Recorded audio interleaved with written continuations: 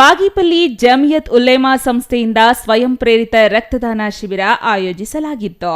ಈ ವೇಳೆ ಮಾತನಾಡಿದ ತಾಲೂಕು ವೈದ್ಯಾಧಿಕಾರಿ ಸತ್ಯನಾರಾಯಣ ರೆಡ್ಡಿ, ರಕ್ತದಾನ ಮಾಡುವುದರಿಂದ ಹೊಸ ರಕ್ತ ಉತ್ಪತ್ತಿಯಾಗಿ ಮನುಷ್ಯರು ಲವಲವಿಕೆಯಿಂದ ಇರಲು ಸಾಧ್ಯವಾಗುತ್ತದೆ.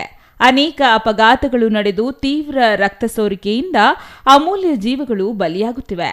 ಇಂತಹ ಜೀವಗಳನ್ನು ರಕ್ಷಣೆ ಮಾಡಲು ಪ್ರತಿಯೊಬ್ಬರು ರಕ್ತದಾನ ಮಾಡಬೇಕು ಎಂದ ಅವರು, ನಮ್ಮ ದೇಶದಲ್ಲಿ ಎಲ್ಲಾ ದಾನಗಳು ಮಾಡುತ್ತಾರೆ.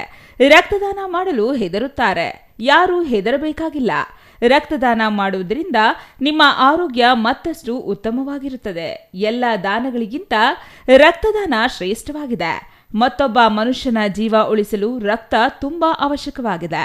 ಆದ್ದರಿಂದ ಬಡ ಗಾಯಾಳುಗಳ ಜೀವ ಉಳಿಸಲು ಪ್ರತಿಯೊಬ್ಬರೂ ರಕ್ತದಾನ ಮಾಡಿ ಸಮಾಜಕ್ಕೆ ಆದರ್ಶವಾಗಿ ಬದುಕುವಂತೆ ಕರೆ ನೀಡಿದರು.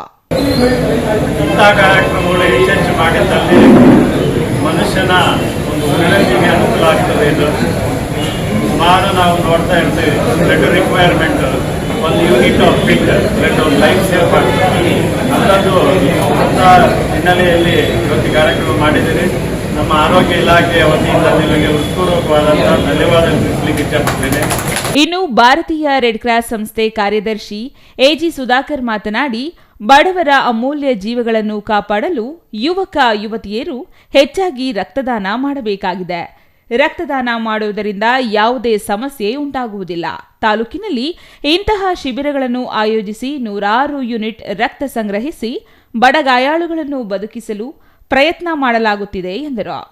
ಈ ಕಾರ್ಯಕ್ರಮದಲ್ಲಿ ಪುರಸಭೆ ಮುಖ್ಯಾಧಿಕಾರಿ ಶ್ರೀನಿವಾಸ್ ಹಾಗೂ ಪೊಲೀಸ್ ಇನ್ಸ್ಪೆಕ್ಟರ್ ಪ್ರಶಾಂತ್ ವರ್ಣಿ ಮಾತನಾಡಿದರು.